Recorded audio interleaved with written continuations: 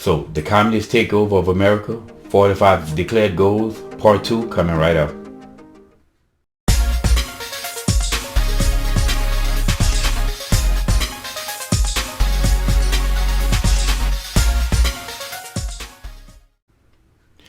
What's up, y'all? Welcome back to Common Sense How You Reason. And as always, thank y'all for joining me today. So we're going to continue to break it down the 45 declared goals that the communists in Russia, or Communist Party in America, had to try to bring down America and subvert America from within. So last time video ended up with 25. So we're going to start off with 26 now. And that's present homosexuality, degeneracy, and promotion of promiscuity as a normal, natural, and healthy. Again, I've said this many times in the last video. We see promiscuity, free sex, open love, homosexuality, and every other degenerate thing is being pushed before us. I mean, everything except for pedophilia is being pushed, and I don't be shocked if that's being pushed as some great thing in the near future. But we definitely see that happening before us. We went in this country from within a generation and maybe a generation and a half for homosexual being considered an illegal act and a mental disorder, to now if you say anything against homosexuality, you may end up in jail. But definitely censored on social media and in the media, and your voice won't get out. So I'll definitely say this is true. We saw, this whole free love thing, slut walk, just all type of degeneracy is just happening in the United States of America. So number 26 is dead on accurate, 100% right. Now number 27, infiltrate the churches and replace revealed religion with social religion. Discredit the Bible emphasizes the need of intellectual maturity, which does not need religious crutch or need a religious crutch.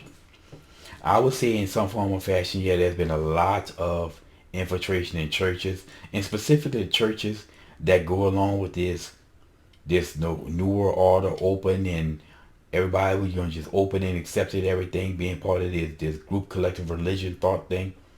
So we definitely see this happen, have saw this happening really in the world all throughout Christianity. And I'm not talking about the pastors out here who were caught sleeping with the congregation. That's just human beings being human beings. I'm talking about this idea of being part of some group collective religion. We are all one religion. We all worship the same God, stuff like that. There have been Christian churches that have opened up to that stuff like that.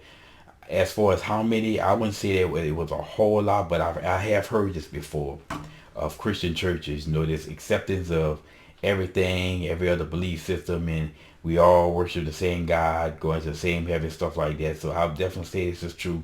But then the left, they infiltrate everything they can. So I definitely have to agree with that point. Now let's go with 28.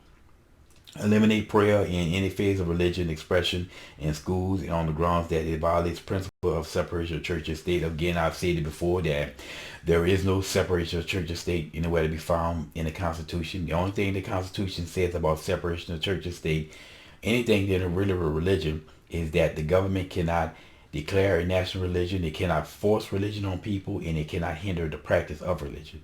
Beyond that, there is no separation of church and state. But we definitely see the elimination of prayer in the religious context in school has been done systematically over the years. And now, they only want students to pray together. Even the students get together and pray. They really didn't want that, even though they have the right to do so. Now, should government force religion on people? But then I would say no. But then how can you not? Because it's kind of impossible, because religion is a belief. So, I mean, forcing, let's say, evolution on people, and saying we're gonna ban we're gonna ban the idea of Christianity or gods. Well, that's a religious belief.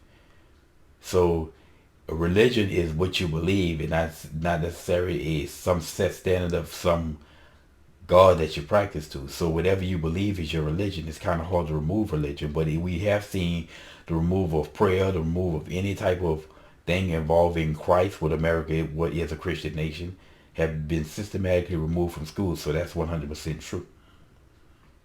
So number 29, Discredit the American Constitution by calling it inadequate, old-fashioned, out of step with modern needs. A hindrance to cooperation between nations and a worldwide bias. Yes, we have seen that. Absolutely, we've seen that. I mean, back in the 80s, I believe, the left came up with this concept of the Constitution is this living, breathing document. In other words, we can change it at will if we want. The Constitution is not to be changed. It's set laws on the books, and it's a republic government that says, really, if you read the Constitution, it's mostly what the government can and can't do. And anything that's not in the Constitution, the government, federal government has no authority or power over. But yet we've seen the federal government take authority over so many things that it says. But they want to discredit the Constitution because that's the one document that really holds their feet to the fire, and the one document that patriots all stick to. And that's why they want to erode it as out of step, backwards, is inadequate for today. So I've heard that since I've been young, from the left, long before I went on my conservative journey. Back in 2003, almost 18 years ago. So that's definitely true. Now, 2030, discredit the American founding fathers, present them as selfish aristocrats who had no concern over the common man. Absolutely, yes. All of our founding fathers are demonized and dogged as being a bunch of slave owners, even though they laid a lot on the line to fight to get from under the rule of the king in the Revolutionary War. A lot of our founding fathers went broke because they lost a lot of their assets, ships, money, and things to fight for freedom. As a matter of fact, people demonize George Washington because he owned slaves, no black folk. But George Washington, very little people realize this, but George Washington, after we basically fought the war, we won the Revolutionary War, we became our own separate country. George Washington, as you know, he was our first president. Now, he was offered to be the king of America, and he said, we just fought a war to get from under the rule of a king while we install another one. So he turned it down, and everybody realized what he was saying is real. So if George Washington was this selfish man, wouldn't he have made himself a king? Wouldn't he have taken that position as a king? He opposed everything about that, involved in that, and he turned it down. So how can you call a man like that selfish? And again, this whole concept of slavery, as if they act as if slavery is the worst thing in the world. Most of the people who owned slaves treated their slaves well. George Washington treated his slaves well. So you're telling me that just the concept of owning somebody, which he himself had nothing to do with, it was just a part of the dynamic of life back then. Just like the dynamic of life today, children, you go to school, you graduate from high school, you from 12 through K, and then you go to college. That's the dynamic of life today. So blaming people back then for slavery, honestly, is unfair because that's just something that was going on. It was an institution that existed before most of our founding fathers were even born. So how do you blame them for that? But again, they were not selfish, and people who didn't care because they laid a lot on the line. Just signing the Constitution in of itself, the Declaration of Independence in of itself, was a death sentence if you were caught. So they were anything but selfish and all about themselves. Again, number 31, belittle all forms of American culture and discourage the teaching of American history on the grounds that it was a minor part of the big picture. Give more emphasis on Russian history since communists took over. Well, I can definitely vouch for the belittle all forms of culture in America, discredit everything that America was culturalized, try to create, again, degeneracy, push all degeneracy nonsense, just create a complete topsy-turvy of society, disrupt the natural relationship between men and women that existed since the days of Adam and Eve, when men were the ones who were the providers, went out earned, and women were the homemakers who supplemented the men. Now, they're all independent, even though they aren't independent. And so, they just as much upheaval and topsy-turvy upheaval of society as they can get, and that's what they've been pushing. So again, number 31, completely true. And as y'all see, the more we start talking about the things that are happening in the country, the more we see it's happening before our very eyes that we can't deny it anymore. But 32, support any socialist movement to give centralized control over any part of culture, education, social gender welfare programs, mental health clinics, less. Again, absolutely 100% true. We've seen nothing but a move to centralize as much power as possible. Let's look at education, for instance. Now, before the Department of Education, when education was controlled at the local level, United States America, we were considered number one in the world in education, and certainly mathematics, science and mathematics. Ever since the Department of Education, we've dropped down to something like 17, 18, 19 in the world. So they've definitely done their job of trying to denigrate America, destroy, bring down America, dumb down education. And like I said, we've seen this happen all throughout society. You know what I'm saying? Everything about society. You see, again, education as far as the college campuses, welfare programs. We saw the Great Society that was pushed on black people, and we accepted it willingly. But you see what the definition, I mean, as Larry Elder put it, the neutron bomb to the black community that it's been. And prior to that, we had a out of wedlock birth rate, something I think at 22%. Now it's at 76%, something like that. So the black community has definitely been derailed by the welfare program, and it's happening everywhere. It's happening to white folks. So we as black people may be the canaries in the coal mine, but it's happening everywhere because they want total degradation of society because they want their new world order. But moving on, number 33. Eliminate all laws and procedures which interfere with the operation of the communist apparatus. I would have to say the socialist agenda that's being pushed by the left. If that's the case, then that's 100% true because they put any type of apparatus in place, everything they can to try to prevent anybody from getting in the way of their socialist agenda, including silencing you, and perhaps even putting you in jail for hate speech if you say something that's politically correct. So anything politically correct is going to be demonized and dogged, and they possibly cost you your freedom for saying it. If they can pass laws of doing so, they will. Just like what they're doing to Donald Trump right now. Right now, they're trying to crucify him, and they're still going with this impeachment nonsense. I mean, how you going to impeach a man if he's not in office now? But what they want is they want to make Trump the poster boy for, you better not try to run and try to create the upheaval in the state that Trump did.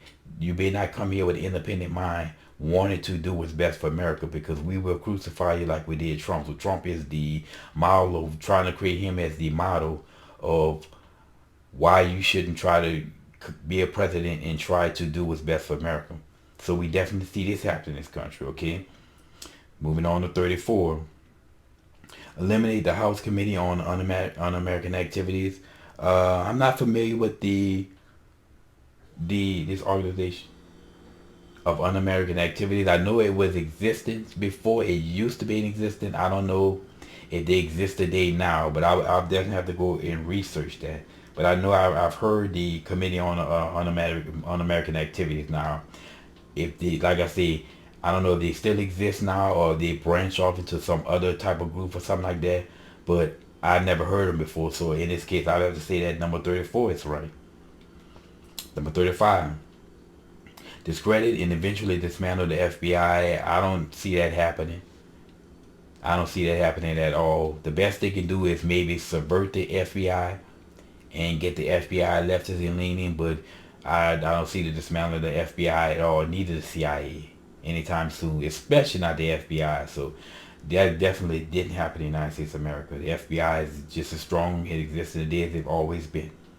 So 36, infiltrate and gain control of more unions. Well, we definitely see that unions are leftist and leaning, and more unions don't need money to leftist causes and leftist politicians than ever before. And what's sad is that you can be in a union and you could be a conservative person, but you're forced to be in a union, and your union dues is going to leftist causes, something that you don't support. And personally, the union shouldn't even be involved in politics, but they are heavily. They should be in the politics of dealing with the benefit of those people who they're supposed to represent. But unfortunately, like with most unions, they become bureaucracies of themselves. But definitely, that's 100% true. That is definitely true. Unions have definitely gone left. So, 37, infiltrate and gain control of big businesses. I wouldn't say anyone's gained control of big businesses, but I know that businesses have a tendency to do whatever it takes to be able to operate effectively and go along to get along. So if a company or a big business is sponsoring, say, an athlete has an endorsement with Nike, and that athlete says something that's politically incorrect, well, Nike would drop them as quickly, overnight, as quick before you can blink an eye. They will be dropping. That's because of the court of public opinion and pressure from the left, because the left are active. So they'll drop that athlete before at the blink of an eye, and because conservatives don't stand up and say, well, wait a minute, I think that man has a right to say what he wants to say, and if you drop him, I'm not going to support your product. And still, until conservatives start doing that, we're going to see businesses doing this to conservatives all the time. Now, like I said, I can't say they infiltrate business on it, but I can say that the court of public opinion is alive and well in America. So I'm not going to, I'm going to be kind of on the fence on that one on 37. But anyway, the 38, transfer some of the powers of arrest from the police to the social agenda agencies. Treat all behavior problems as psychiatric disorders, which no one but psychiatrists can treat. Well, we know the part about psychiatric. That's true. If you're the type of person and you're not a licensed psychiatrist, and you try to treat someone you can be arrested for practicing, as they say, practicing medicine without a license. But as far as transferring the power of arrest to social agencies, well, we did hear Barack Obama talking about a civil type of military force that should be just heavily as heavily armed and heavily basically manned and armed as the military. But I haven't seen any agency of that nature in America. So I have to say no on 38. I haven't seen it happen other than the psychiatry part. That I would have to disagree with that. So moving on to 39. Dominate the psychiatric profession and use mental health laws as means of gaining coercive control over those who oppose communist goals. Again, I can't speak for that because I don't know what percentage of psychiatrists are leftist and leaning or conservative or whatever, or just people who just don't care about any politics for that matter. I haven't seen any evidence of psychology being used to push the leftist agenda. I would say more a matter of court of public opinion. It's a leftist psychology of the day. So I can't speak on that one. Again, I'm on the fence on that one. Number 40. Discredit the family as an institution. Encourage promiscuity and even divorce. Nobody can disagree with that one. Right now, we see that the left is trying to destroy the idea of family. Black Lives Matter, created by a bunch of black female lesbians, say that their agenda is to tear down the patriarchy and destroy the family structure. Again, I never understand how you call yourself Black Lives Matter and you support something that's the exact number one problem for Black lives. Don't understand that one at all. But we've definitely seen this happening in America. The family structure has been under attack, and definitely the black community. And since we are the canaries in the coal mine, if it's happening to us, you can expect it to happen everywhere else. So again, number 40, 100% in agreement with that happening in the United States of America. But 41, emphasize the need to raise children away from the negative influence of parents, attributes, prejudice, mental blocks, and retarding of the children to suppress the influence of parents. Absolutely. They came up with kindergarten, then they had pre-K, and the whole purpose of that, as I've been told, is to get the children away from the parents as quick as they possibly can. That's why they came up with the pre-K, which honestly, truly, I don't think it's really necessary. But like I said, all it was just simply to get children in schools and away from the views of the morals of the parents as quick as they possibly get with the children. We saw this happen, but the family is being derailed in America. The fathers are being demonized, made to be stupid, and so on and so forth. So I definitely have to agree with number 41. We see it happening today. Not as strong as a lot of the other ones, but it's definitely happening. Number 42, create the impression that violence and insurrection are legitimate aspects of the American tradition, that students and social interest groups should rise up and use the united force to solve economic, political, and social problems. Again, it's kind of 50-50 on that, because the left are allowed to protest. Whenever they protest, loot, destroy, vandalize property, burn things, clash with the police, attack the police. Whenever they do that, it's considered this great and honorable thing. But when people on the left, right do it, which very rarely done. I mean, the only time that you ever seen patriots just lash out was at the Capitol building. Only, I mean, when there was no leftist Antifa coming out and disrupting their group, you very rarely see violence from them. And again, there's strong evidence to show that Antifa and Black Lives Matter were actually part of it, and this whole raid was planned before Donald Trump. I mean, was planned before the protest even took place, and it was the riot took place, was going on while Donald Trump was still speaking, and I'm hearing. So it seems that the left can protest, do what they want to do, be violent, the mob mentality, and that's painted as okay. But when the right do it, it's wrong, it's terrorism, and so on and so forth. So somewhat right there, it's kind of 50-50. So moving on to 43, overthrow all colonial governments before native populations are self-ready to govern. I can say we saw that happen in Iraq. You know, when Obama pulled us out of Iraq, and everybody, including people on the left, Democrats, were opposed to that because they just weren't ready to govern themselves. And as we saw, we left Iraq, went into Afghanistan, and that basically left a vacuum for Al Qaeda to just go in Iraq now. So we went in there and did all that work in Iraq basically for nothing because of Barack Obama. Beyond that, I mean, what groups that we pulled out before they were ready to govern themselves? Honestly, I can't speak on that one. So I can't really agree with that one, except for the example I gave about Iraq. Now, 44, internalize the Panama Canal. Yeah, they definitely did that. We went through all the trouble to create the Panama Canal, to build it, only to just give it. I believe we gave it up to China. Now we don't have control of it anymore. They definitely did this. And again, it's part of the leftist agenda to try to derail and bring down America. So we saw this happening. That's 100% true. And to the last point, last goal, number 45, repeal the coloniality reservation, so the United States cannot prevent the World Court from seizing jurisdiction over domestic problems, giving the World Court jurisdiction over national and individuals alike. In other words, allow the world courts to have jurisdiction in America, that they can come in and arrest somebody for committing a quote-unquote crime that they deem as a crime. I haven't seen that happen. We do have the international war courts, the war courts, in which there's a war criminal, where the internationals can go in and arrest that war criminal and put them into charges. But I haven't seen any evidence that, you know, the court of the